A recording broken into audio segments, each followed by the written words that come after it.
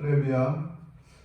오늘 은혜 받을 하나님의 말씀은 마태복음 26장 1절부터 5절 말씀입니다. 제가 한번 받도록 봉독하겠습니다. 예수께서 이 말씀을 다 마치시고 제자들에게 이르시되 너희가 아는 바와 같이 이틀이 지나면 유월절이라 인자가 십자가에 못 박히기 위하여 팔리리라 하시더라. 그때의 대제사장들과 백성의 장로들이 가야바 하는 대제사장의 관정에 모여 예수를 흉계로 잡아 죽이려고 의논하여 말하기를 밀란이 날까 하노니 명절에는 하지 말자 하더라. 아멘. 할렐루야. 오늘 우리가 살펴보고자 하는 본문의 내용은 우리 예수님께서 자신의 죽으심, 십자가의 죽으심을 말씀하시는 내용과 또 대제사장들과 장로들이 예수를 잡아 죽이려고 의논한 내용이 기록되어 있는 것을 보게 됩니다. 저는 오늘 말씀을 통해서 이들은 왜? 라는 제목으로 말씀을 살피면서 함께 은혜를 받기를 원하는데, 이들은 왜 예수님을 잡아 죽이려고 의논했을까요? 대제사장들과 백성의 장로들은 왜 예수님을 죽이려고 의논했을까요? 우리 예수님께서 우리를 위해서 죽으신 것은 분명한데 이들은 왜 예수님을 이렇게 죽이려고 애를 썼을까요? 예수님을 십자가에 못 박으라고 판결한 본디오 빌라도는 이들의 의도를 분명히 간파하고 있었는데 마태복음 27장 18절을 보면 이렇게 말합니다. 이는 그가 그들의 시기로 예수를 넘겨준 줄 알미더라. 아멘. 본디오 빌라도는 분명하게 대제사장들과 장로들이 이제 예수님을 시기로 넘겨준 줄 알았다라고 이렇게 말하고 있습니다. 그러면 이들은 왜 시기심을 가지게 되었을까요?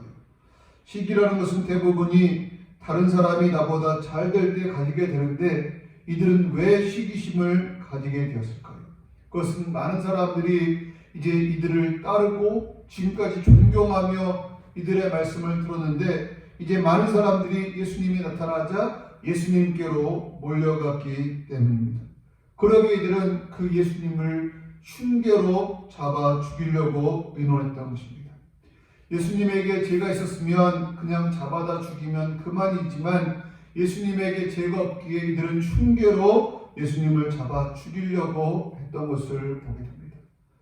이처럼 성경에 보면 시기심 때문에 다른 사람을 죽이려고 했거나 죽였던 사람들이 있는 것을 보게 되는데 그들 몇몇 사람들을 한번 살펴보면 먼저 다니엘을 시기한 사람들이 있습니다.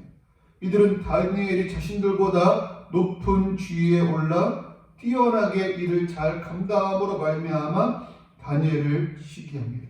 그래서 그를 죽이고자 하지만 다니엘에게서 허물을 찾을 수 없자 그들이 선택한 방법은 바로 이제 이방 신상을 만들고 이제 그것에게 절하게 하고 그것을 예배하게 하고 또 그것에게만 기도하게 하고 이제 다른 신에게 기도하는 자는 죽이기로 결의하는 것입니다.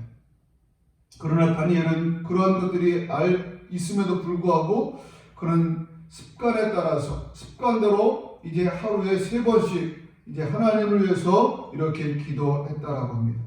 그러자 그 일로 말미암아 다니엘은 어떻게 됩니까? 그는 사자굴에 던져지게 됩니다. 그러나 하나님께서 다니엘을 이렇게 사랑하셔서 다니엘을 보호해 주십니다. 그리고 시기심 때문에 다니엘을 이제 사자굴에 넣게 했던 그 사람들도 똑같이 사자굴에 던져지게 되는데 그들은 어떻게 됩니까? 그들은 그들의 발이 사자굴에 떨어지기 전에 사자가 그들을 찢어서 그들을 죽였다라고 이렇게 말하고 있는 것입니다. 이처럼 시기는 아주 비참한 결말을 맺게 되는 것을 봅니다. 또한 다윗을 시기한 사울이 있습니다. 우리 사울에 대해서는 더 이상 말할 필요가 없을 정도로 우리가 잘 알고 있습니다. 사울은 여인들의 소리, 사울이 죽인 자는 천천히요 다윗은 만만이로다라는 그 말을 듣고 시기심 때문에 그의 가장 용감한 장수 다윗을 죽이려고 했고 후에는 자기의 사위가 된 그 다윗을 죽이려고 하다가 비참한 결말을 맞이했다는 것입니다. 또 시기심 때문에 이렇게 잘못된 결과를 맞이한 사람이 누가 있습니까? 바로 고라 자손들이 있습니다.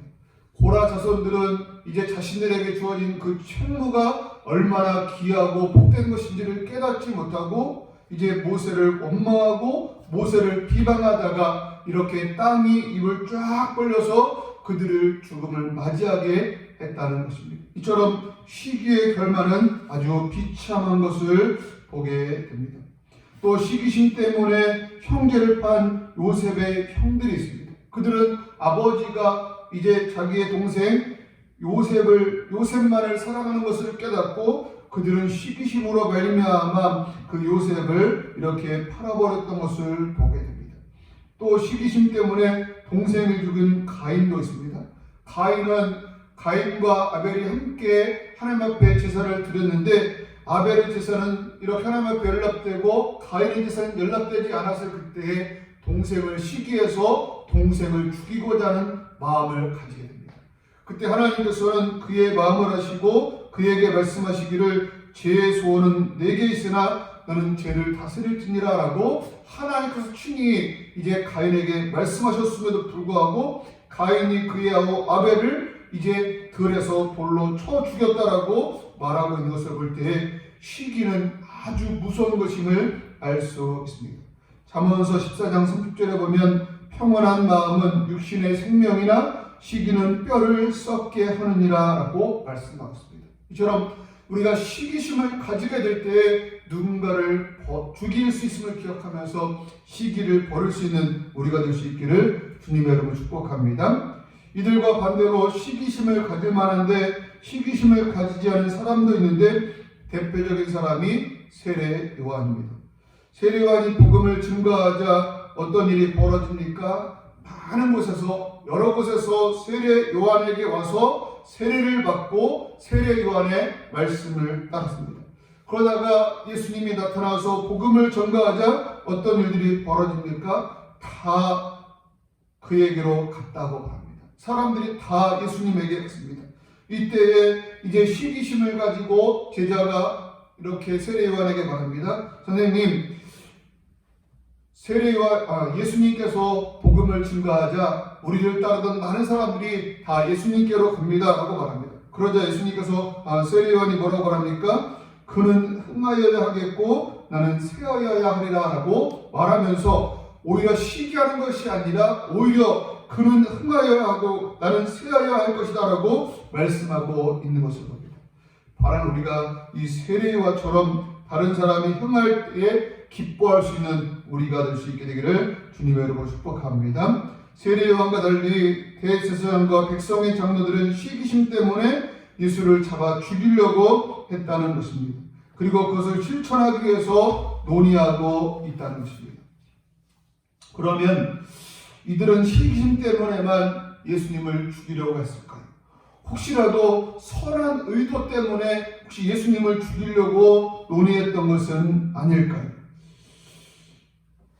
어느 날인가 우리 예수님께서 죽은 나사로를 살리셨습니다. 죽은 지 4일이나 되어서 냄새가 나는 나사로를 말씀으로 살리셨습니다. 이때 이 모습을 바라본 사람들 가운데 유대인들에게 가서 이 사실을 알린 사람들이 있습니다. 그러자 유대인들은 이 일로 말미암아 이렇게 공회를 모으게 되고 그들 가운데 회의를 하는 가운데 이런 말들을 하는 것을 보게 됩니다. 만일 그를 이대로 두면 모든 사람이 그를 믿을 것이요 그리고 로마인들이 와서 우리 땅과 우리 민족을 빼앗아 가리라 하니 아멘. 이게 어떤 말이냐면 공회로 모여서 대제사장과 장로들이 논의하기를 많은 사람들이 예수님의 하는 이적을 보고 모이는데 그것 때문에 로마 사람들이 우리나라를 다시 쳐들어와서 우리를 죽이고 우리 민족을 이렇게 빼앗아 간다면 어떻게 될까라는 그런 걱정을 가지게 되고 그들이 예수를 잡아 죽이려고 모의를 시작했다는 것입니다. 그렇다면 이들의 이들의 논의는 이제 올바른 것이 아닌가, 선한 의도는 있는 것이 아닌가라고 혹시라도 생각할 수도 있다는 것입니다. 그러나 결론부터 말씀드리면 절대로 아니라는 것입니다. 이들의 이런 생각은 잘못된 생각이고 예수님에 대하여 오해한 데서 비롯된 것이라고 하십니다. 예수님은 정치적인 그런 마음으로 세상 가운데 오신 것이 아니라 바로 우리를 죄에서 구원하시기 위해서 이 세상 가운데 오셨다는 것입니다. 요한복음 6장 1절부터 15절에 보면 예수님께서 보리떡 5개와 물고기 2마리를 가지고 5,000명을 먹이는 그 기사가 나오는 것을 볼 수가 있는데, 그 기사 말미에 이제 백성들이 예수님을 잡아서 왕으로 삼으려고 합니다. 그러자 예수님께서 어떻게 합니까? 그들을 떠나서 혼자 산으로 가셔서 기도하셨다라고 말씀하고 있습니다. 예수님은 세상의 왕으로 오신 것이 아니라 바로 우리를 죄에서 구원하시기 위해서 이 세상 가운데 오셨다는 것입니다. 마태복음 1장 21절에 보면 아들을 낳으리니 이름을 예수라 하라. 이는 그가 자기 백성을 그들의 죄에서 구원할 자이심이라 라고 말씀하셨습니다. 그리고 예수님은 우리의 죄를 구원하시기 위해서, 우리를 죄에서 구원하시기 위해서 바로 사역을 감당하시고 우리를 죄에서 구원하시기 위해서 십자가에서 피 흘려 죽으셨다는 것입니다. 그런데 대제사장들과 백성의 장로들은 자신들의 기득권을 지키려다 보니 영적인 눈이 어두워져서 이제 맹인으로 난 사람보다 영적으로도 어두워져서 예수님이 어떤 분이신지를 깨닫지 못하였다는 것입니다. 요한복음 9장을 보면 예수님께서 길 가시다가 한 맹인을 이렇게 치료하는 모습이 나옵니다. 그 맹인이 치료받은 후에 사람들이 어떻게 이렇게 고침을 받았느냐고 물을 때에 그가 우리 예수님이란 분이 나에게 이렇게 해서 내가 고침을 받았습니다라고 말하는데, 거듭거듭 묻자 그가 이런 고백을 합니다. 창세 이후로 맹인으로 난 자의 눈을 뜨게 하였다함을 듣지 못하였으니 이 사람이 하나님께로부터 오지 아니하였으면 아무 일도 할 수 없었으리라 라고 이렇게 고백하면서 바로 자신을 치료하신 분이 바로 하나님께로부터 오신 분, 하나님의 아들이다라고 이렇게 고백하고 있습니다.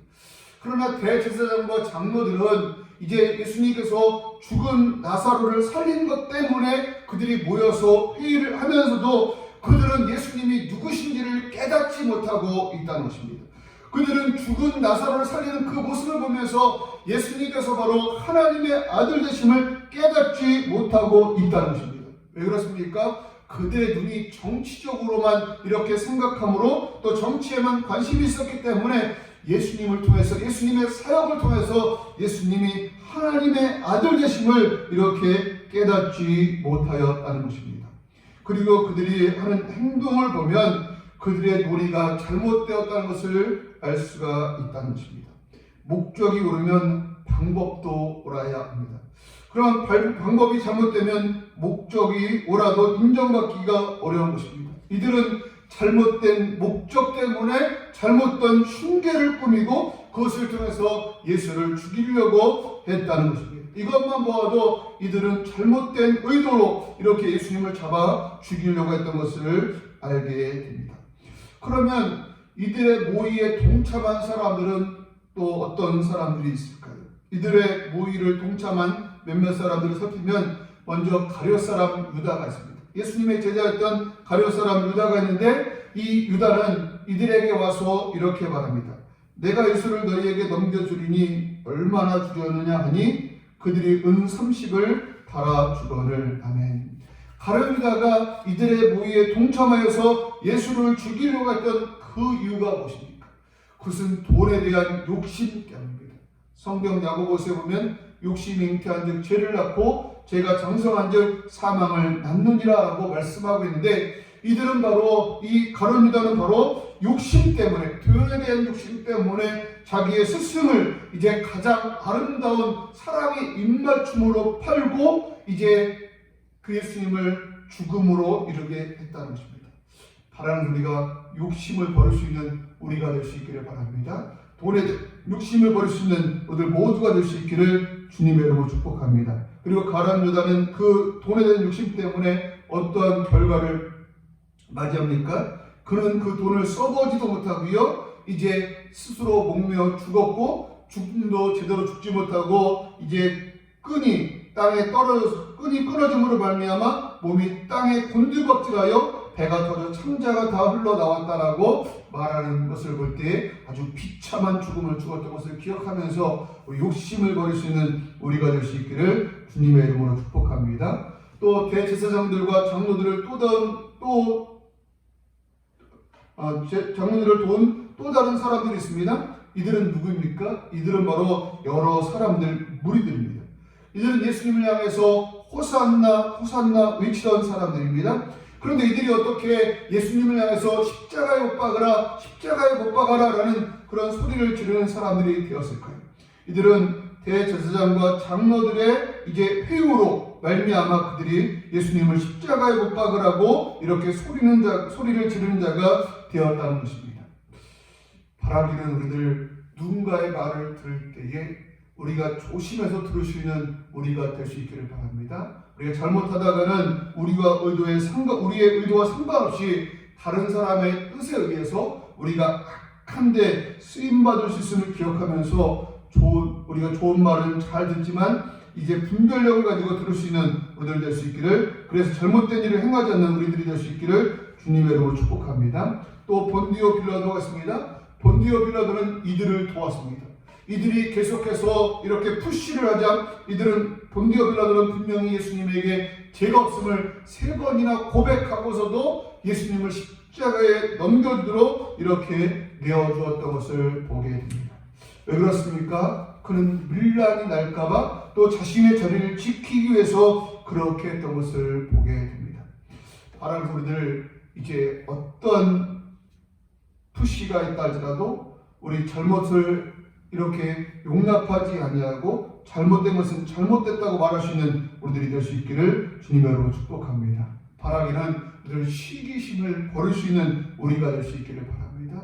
잠언서에 있는 말씀처럼 시기는 뼈를 상하게 할 수 있음을 기억하면서 시기를 버리고 욕심을 버리고 우리가 다른 사람의 말을 들을 때 귀를 기울여 잘 듣고 올바르게 분별력을 가지고 분별할 수 있는 우리들 모두가 될 수 있기를, 그래서 잘못된 일을 행하지 않는 우리들 모두가 될 수 있기를 주님의 이름으로 축복합니다. 아멘.